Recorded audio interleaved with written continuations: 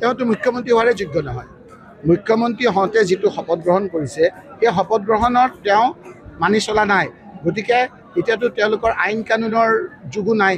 যেতিয়াই হ'ব আজিৰ এই কথা বতৰাবিলাকত তেওঁৰ শাস্তি হ'বই, দুদিন দেৰি হ'ব। তেওঁক এতিয়া সেই কষ্ট এইবিলাক কৰি আছে। জুবিন গাৰ্গৰ লগত এইবিলাকৰ কি কথা আছে?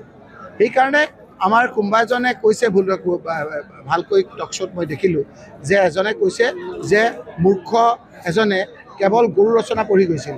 যেতিয়া গুৰু ৰচনাখন নাহিলে, বানপানী আহিলে, তেতিয়া গুৰু ৰচনাখনৰ বিষয়ে লিখিবলৈ কেনেকৈ লিখিব? বোলে বানপানীত আমাৰ গৰু উটাই দিয়ে, সেই গৰুৱে আমাক গাখীৰ দিয়ে, গতিকে সেই গৰুৰ বিষয়ে ৰচনাখন লিখি থৈ আহিছে। এতিয়া জুবিন গাৰ্গৰ কথা বতৰাবিলাকক ডাইভাৰ্ট কৰিবৰ কাৰণে মুখ্যমন্ত্ৰীয়ে বিভিন্ন ধৰণৰ ষড়যন্ত্ৰ কৰিছে। এই কথা বতৰাবিলাক ৰাইজৰ চকুত ধৰা পেলাইছে। আমি এইবিলাক কথাৰ উত্তৰ দিয়া মানে কথাটো ডাইভাৰ্ট হোৱা। মুখ্যমন্ত্ৰীগৰাকীয়ে জুবিন গাৰ্গৰ হত্যাৰ ষড়যন্ত্ৰত লিপ্ত হোৱা ব্যক্তিসকলক চিনাকি কৰি দিয়ক, নহ'লে তেওঁক ৰাইজে এই কথাবিলাকত চিনাকি কৰিব বুলি কওঁতে দুবাৰ সোধে, বাকীসকলে নুসুধে, কাৰণ তেওঁলোকৰ ইনষ্ট্ৰাকশ্যন আছে যে কাৰ মানুহ, একচুৱেলি কাৰ মানুহ, মহন্ত কাৰ মানুহ? যাৰ চৰকাৰ তাৰ মানুহ, যাৰ চৰকাৰ তাৰ মানুহ, যাৰ চৰকাৰত উঠা বহা কৰি আছে ইয়াৰ বিষয়াসকলে। তেওঁ সকলো বিষয়া নহয়, যিসকলে ইলিগেলি উচ্ছেদ কৰিছে, দেৱীনো মাটিবিলাক উচ্ছেদ কৰিছে, আকৌ কোৰ্টৰ দ্বাৰা লাইন লগাই দিবলগীয়া হৈছে। সেইসকলে ভাবিছে যে এনেকেই দিন যাব, কিন্তু এইসকলকতো আমি চিহ্নিত কৰি থৈছোঁ। আজিৰ দিনটো সদায় নাযায়। এইসকল ৰিটায়াৰ হ'লেও আমি তেওঁলোকক বিচাৰি আইনগতভাৱে ব্যৱস্থা ল'ম। জনগোষ্ঠী জনজাতিকৰণ কৰিব লাগিব বুলি বাৰে বাৰে যিটো প্ৰতিশ্ৰুতি হৈছে, এইটো নোহোৱাৰ কাৰণটো কি? ইয়াৰ কাৰণ হ'ল হিমন্ত বিশ্ব শৰ্মা ডাঙৰীয়া। আজি আমাৰ কোচ ৰাজবংশী লোকসকলক অৰ্ডিনেঞ্চ কৰি কংগ্ৰেছ দলে জনজাতি কৰিছিল। অৰ্ডিনেঞ্চ কৰি কোচ ৰাজবংশী লোকসকল জনজাতি হোৱাৰ ফলত তেওঁলোকৰ পৰা এজন বিধায়ক হৈছিল। তেওঁলোকৰ ল'ৰা ছোৱালীয়ে মেডিকেলত ছিট পাইছিল। কিন্তু আজি বিজেপিয়ে তেওঁলোকক কৈছিল যে 100 দিনৰ ভিতৰত আমাৰ চৰকাৰ হ'লে আমি জনজাতি কৰিম। এতিয়া মই যেতিয়া পাৰ্লিয়ামেণ্টত সুধিছোঁ এই বিষয়ে তেওঁলোকে নিমাত নিতাল, আজি এটা কয়, কালি এটা কয়, আৰু তেওঁ বিভিন্ন ধৰণে মূৰ পুলুকা মাৰে। হিমন্ত বিশ্ব শৰ্মা এজন জনজাতি বিৰোধী লোক, আৰু সেইকাৰণেই এই লোকসকলক তেওঁ জনজাতি কৰিব বিচৰা নাই। বৰ্তমানৰ জনজাতিৰ লোকসকলকো তেওঁ বিভিন্ন ধৰণে বিতাড়িত কৰিছে, আৰু এই 6 জনগোষ্ঠীকো তেওঁ বিতাড়িত কৰিছে। সকলো জাতি জনগোষ্ঠী, আজি বঙালী সম্প্ৰদায় হিন্দু লোকসকল যিসকলে ইমান বিজেপিক ভোট দিছিল, এই লোকসকলৰ পৰা কেইজন মন্ত্ৰী লৈছে তেওঁৰ মন্ত্ৰীসভাত? ব্ৰহ্মপুত্ৰ ভেলীত এজনো মন্ত্ৰী নাই। এই কথা বতৰাবিলাকে আজি সকলো জাতি জনগোষ্ঠীক ক্ষুব্ধ কৰিছে। সেইকাৰণে আজি চকুত টোপনি নোহোৱা হৈছে। গগৈ ডাঙৰীয়াৰ নিৰ্দেশক্ৰমে অল ইণ্ডিয়া কংগ্ৰেছ কমিটিৰ সাধাৰণ সম্পাদক অসমৰ দায়িত্বত থকা জিতেন্দ্ৰ সিং ডাঙৰীয়াৰ নিৰ্দেশক্ৰমে সমগ্ৰ অসমৰ বিভিন্ন জিলাত আজি মেগা কংগ্ৰেছ দলত যোগদান কাৰ্যসূচী আৰম্ভ হৈছে।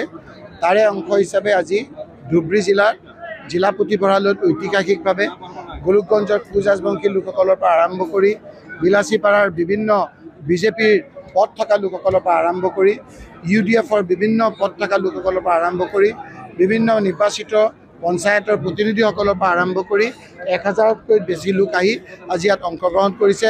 আমি সকলোকে ধন্যবাদ জনাইছোঁ আৰু স্বাগতম জনাইছোঁ। আজি আপোনালোকে দেখিছে আমাৰ এই কাৰ্যসূচী চলি থকা অৱস্থাতে মাননীয় মুখ্যমন্ত্ৰী হিমন্ত বিশ্ব শৰ্মা ডাঙৰীয়াই চৰকাৰী পইচাৰে হেলিকপ্টাৰেৰে 20 লাখ টকা খৰচ কৰি আজি গোলোকগঞ্জত আপোনাৰ বিভিন্ন চৰকাৰী আঁচনি বিলাবলৈ আহিছে। ইয়াত 10 গৰাকী মানুহক বিলাইছে আৰু বাকী মানুহসকলক তেওঁ মাতি আনিছে, আৰু তাৰ ফলত এই গোটেই প্ৰক্ৰিয়াটোত প্ৰায় কোটি কোটি টকা গোটেই অসমত খৰচ হৈছে। কেৱল পেণ্ডেলতেই 20 কোটি টকা খৰচা হৈছে। এই টকা যদি বিজেপি, এই টকা যদি হিমন্ত বিশ্ব শৰ্মাৰ নিজৰ হয়, আমাৰ ক'বলগীয়া একো নাছিল। কেৱল পেণ্ডেলৰ নামত ৰাইজৰ মূৰৰ কাম মাটিত পেলাই খেতিয়কৰ, সৰু সৰু দোকানীৰ, আমাৰ ডেকা ল'ৰাসকলৰ মাক বাপেকৰ যি টেক্সৰ পইচা, সেই টেক্সৰ পইচাৰে মুখ্যমন্ত্ৰী ডাঙৰীয়া উৰি আছে, আৰু বিভিন্ন ঠাইত লাহ বিলাসত তেওঁ আজি মত্ত হৈ ঘূৰি ফুৰিছে। আজি গোলোকগঞ্জত আহি তেওঁ BTC চৰকাৰ সলনি হোৱাৰ পাছত ইয়াত যিখন এখন গেট আছে, লক্ষীমাৰী গেট সোণাৰহাটত, সেই গেটখন কিবা কাৰণত লেনদেনৰ কাৰণে 7-8 দিন বন্ধ হৈ আছে। মহন্ত নামৰ যিজনে চলায়, SP ডাঙৰীয়া, আমাৰ DC ডাঙৰীয়া, এই লোকসকলৰ নাকৰ তলত এই কথাবিলাক চলি আছে। এইখিনি কেইদিনমানৰ কাৰণে BTCত তেওঁলোকৰ লোকেল চৰকাৰ চেঞ্জ হোৱাৰ কাৰণে কিবা সলনি হৈছিল, সেইখিনি বন্ধ হৈ আছিল, আৰু সেইখিনিকে ঠিক ঠাক কৰিবৰ কাৰণে আজি মুখ্যমন্ত্ৰী ডাঙৰীয়া আহিছে। চাব কেইদিনমানৰ পিছতে আকৌ ইয়াত যিটো চিণ্ডিকেট, সেই চিণ্ডিকেট আৰম্ভ হ'ব। গতিকে ধুবুৰী মানুহখিনি বেয়া, কিন্তু ইয়াৰ চিণ্ডিকেটৰ পইচাখিনি মুখ্যমন্ত্ৰীৰ কাৰণে খুব ভাল।